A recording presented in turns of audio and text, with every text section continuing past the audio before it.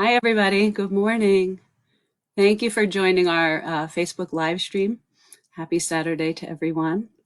As a company, Vitality has really committed to sending updates, communicating often with our family members, with our team members during COVID-19. Um, you know, our executive directors and leadership team, we've been so fortunate that they've used Facebook Live really as an essential tool for communication. And we've even had some special guests. So we've had our president and CEO, Chris Gay, host a few Facebook Lives. And then last weekend, Renee, our VP of Wellness, hosted for us. And today I have the pleasure of being here. So thanks for joining us. My name is Rachel Cole. I'm the VP of Engagement at Vitality. So basically, essentially, my role, my responsibility is to provide our community teams with resources, with tools so that they can engage the residents, right? That our residents feel purposeful, that they're experiencing moments of joy, and also that there's this wonderful sense of belonging within our communities. I support all of the engagement directors, the memory care directors throughout the company. And as you know, this is an interesting time. Within our department, our discipline of engagement, COVID-19 is really disrupting our daily routine. It's changing some of the things that we do within the community setting. As many of you know, we've been really proactive as a company and creating some parameters around and precautions around COVID-19. Currently, what you would expect if you're visiting our communities is that we're not allowing visitors. So anyone that's non-essential to the care of our residents is not able to visit right now. So those non-essential, that does mean a limitation on family visits, which of course is really hard for both our residents and the families involved. Even those individuals that are considered essential visitors that do come into the community, we have them complete a COVID-19 questionnaire, which is really a thorough screening. And we do temperatures for both our caregiving team and those essential visitors that might be providing hands-on care to the residents. Other precautions that we have in place right now, we're doing an exceptional job with cleaning, right? So disinfecting the entire community's surfaces. We're assisting residents with hand washing and hand sanitizing throughout the day, knowing that that's a wonderful precaution to have in place, good hand hygiene. So we're helping with that. Situationally, we have our caregivers wearing PPE. So that is very much dependent upon the situation and how close they are to the resident. But you will see that in our communities. And if you follow our community Facebook pages, you will see that in live streaming and photos that are posted. Another thing that we are practicing is social distancing. I feel like with COVID-19, social distancing is kind of the buzzword. I know we're all practicing it personally, whether you're staying at home more often or you're avoiding crowds. I think the guidelines that have been put in place for social distancing, the CDC is recommending avoiding crowds altogether, to limit the size of a group, right, to 10 people or less. And then to keep that buffer zone, that 6-foot buffer zone in between individuals. So just like you're practicing it in your personal life, we're also practicing it within our communities. That social distancing, the guidelines that we've given the communities is to really minimize any large group activities. But that doesn't mean that we're not engaging the residents. So instead of having those really large full community activities, we're focused right now on providing small group engagement. So our guidelines have been to keep the resident groups to 6 residents or less. We are practicing social distancing with that 6-foot rule. So for our engagement directors, our memory care directors, really easy for them to remember that 6 feet apart and 6 residents or less in the group size.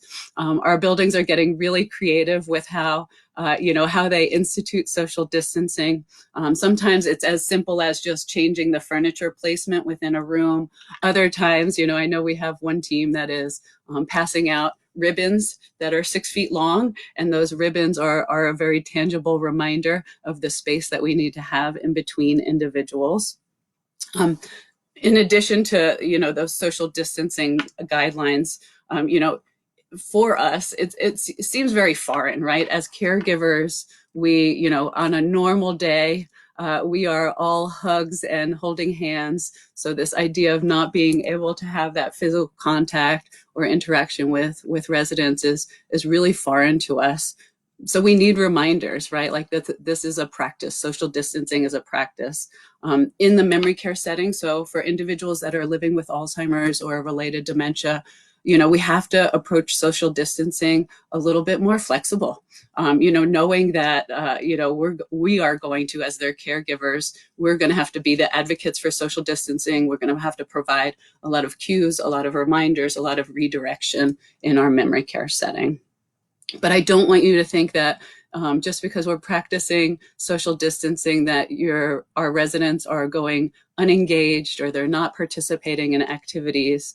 I think one silver lining that is coming out of this COVID-19 is our ability to access technology, right? So we're really leaning into technology right now and sharing it company-wide. I know last week I just hosted a call with the engagement directors and memory care directors, and we were sharing favorite websites that we can utilize during this time. We're so fortunate right now that we have access to so many different platforms, applications in which we can do virtual tours. I mean, there's a great website on Google that really focuses on arts and culture, and we can have our residents doing virtual tours of famous landmarks, museums, seeing pieces of art without ever leaving the community.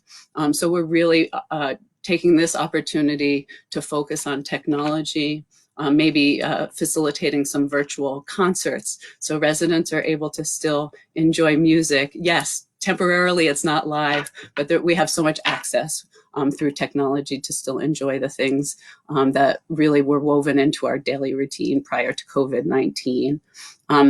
I would say another use of technology that we are benefiting from is the ability to communicate.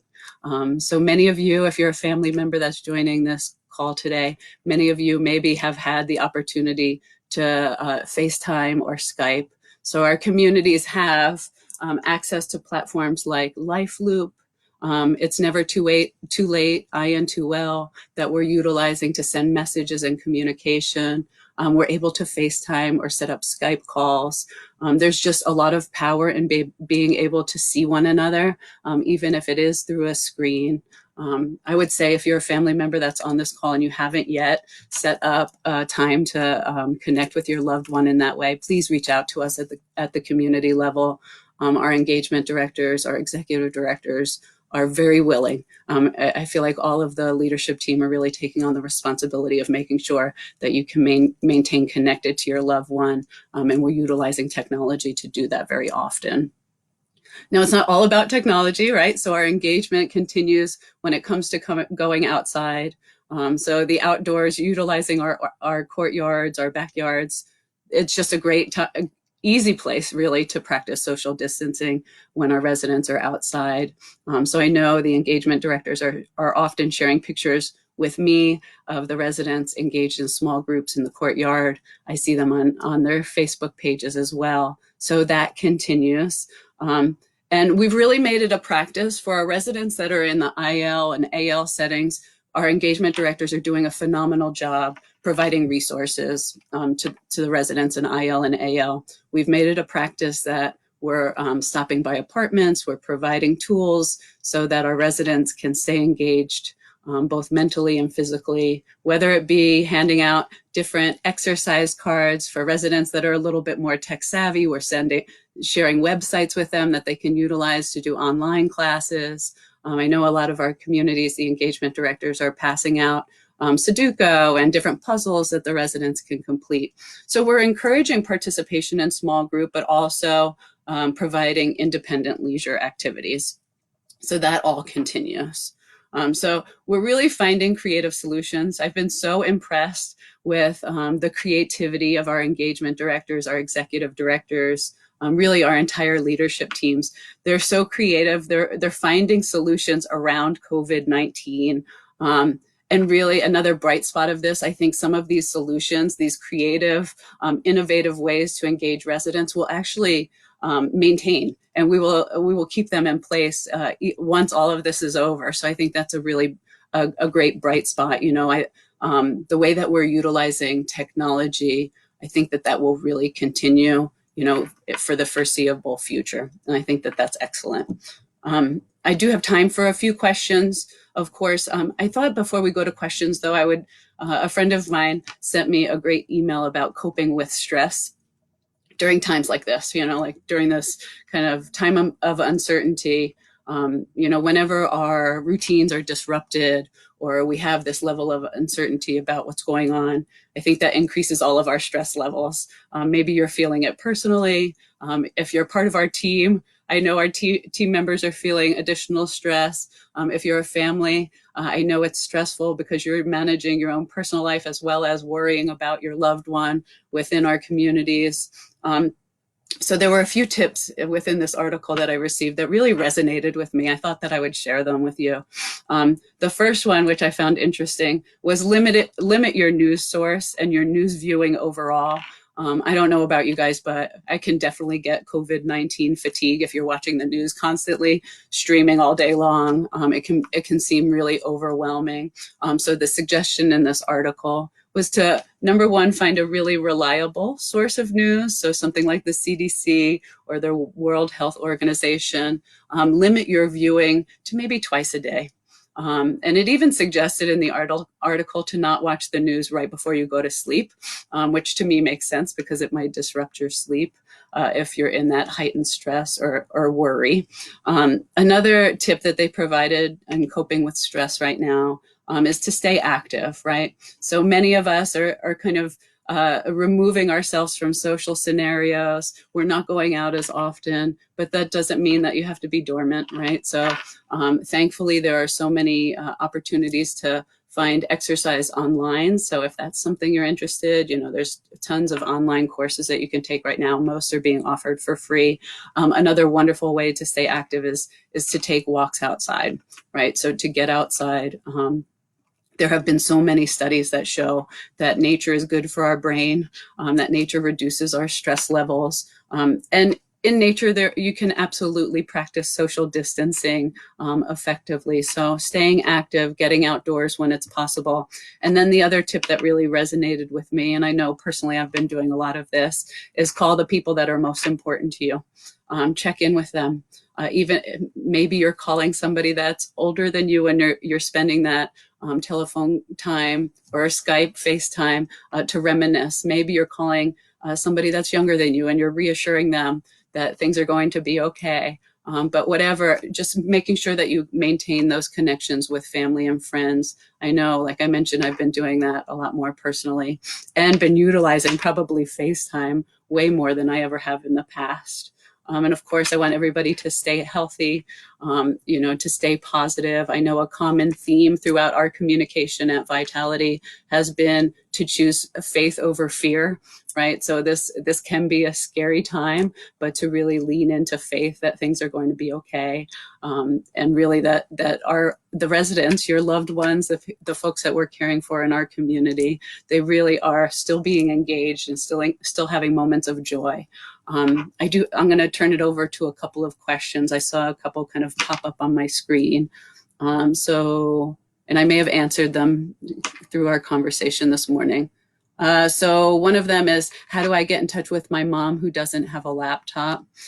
Fortunately, all of our communities are equipped with technology and devices. So your loved one, if they're living in our communities, they do not need to have their own personal devices. We will set up a time and schedule. I know every community has varied a little bit, but on a daily basis, they're offering kind of times throughout the day to set up and schedule FaceTime or Skype. So please reach out to, you can just pick up the phone and give our front desk, our concierge, a call, and we will get you on the schedule so that you can connect with your loved one. Another question that comes up is, if you're social distancing, how are you keeping my loved one engaged, which I talked a little bit about that. We are doing practices It sometimes is as simple as just spreading chairs out around the room. So we're doing that. We continue to do small group activities. We're really just mindful of personal space, right? And keeping that 6 foot rule in mind as we're engaging our residents. All right, one of the questions is, how can I FaceTime if she doesn't have a phone or iPhone? So I talked about that. Your loved one does not have to be tech savvy. They do not have to have their own personal technology. We will take care of that. So you just let us know, just put in the request and we will help you connect with your loved one. All right, what time are activities? Here's a question. What time are activities and how often are the activities being offered throughout the day? So I will tell you, we're really maintaining our normal schedule of activities. The biggest difference, the biggest shift is the size of group.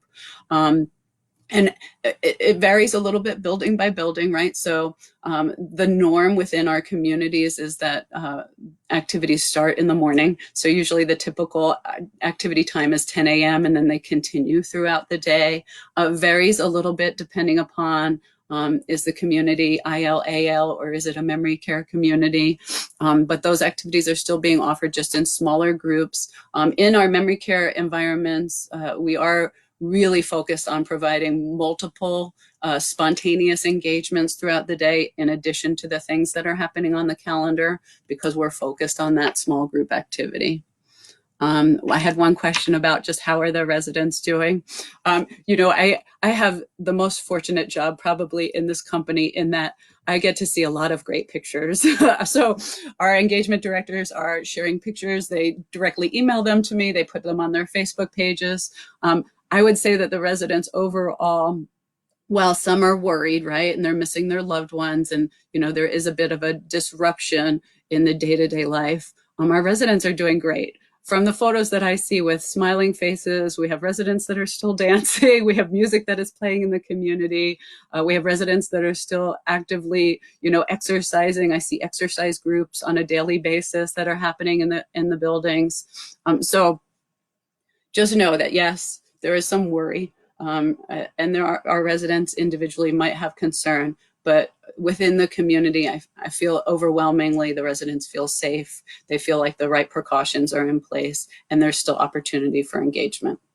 So there's a great question, and I'm so thankful somebody asked it. It must be a loved one. It says, I travel a lot. Can I send videos to share? Yes, please. That's a wonderful way that we can, first of all, connect you with your loved one is by sharing those videos. And also, it's a wonderful tool for us in the engagement department to set up a one-on-one time with your loved one where we can share those videos. It varies just a little bit depending upon the community, right? So communities have access to different platforms. So if you're in a community that has IN2L as a platform or LifeLoop, we can send those videos through that. Or you can simply just email videos and we would happily share them. So that would be a wonderful way to stay connected. All right, then there's a question, what can loved ones do to keep our residents or their loved ones staying positive? I would say the communication and utilizing technology, we're not doing a lot of gifts, so that makes it challenging, but anything like a virtual gift, like the last question talked about videos, if you could send pictures, videos, that's really a wonderful way to keep them positive. I know that one of our communities is doing a love line where they have a line outside of the community and loved ones are putting notes for the staff to then share. So that's an idea. I think really, because it varies by building, reach out to the community, reach out to your executive director, your engagement director, where your loved one lives, and say, hey, share ideas with us. We're willing to help boost morale. And I also think that it's keeping everyone positive. It's both the residents and our staff members. So our staff members are coming to work every day to provide care, and we're so thankful for that. So making sure that we keep spirits positive across the board between the residents and the staff. That was my last question. Any others? No? All right. Well, I really appreciate your time. I hope you have a good weekend. As I mentioned, take care of yourself, stay healthy. Thank you so much. Have a great day.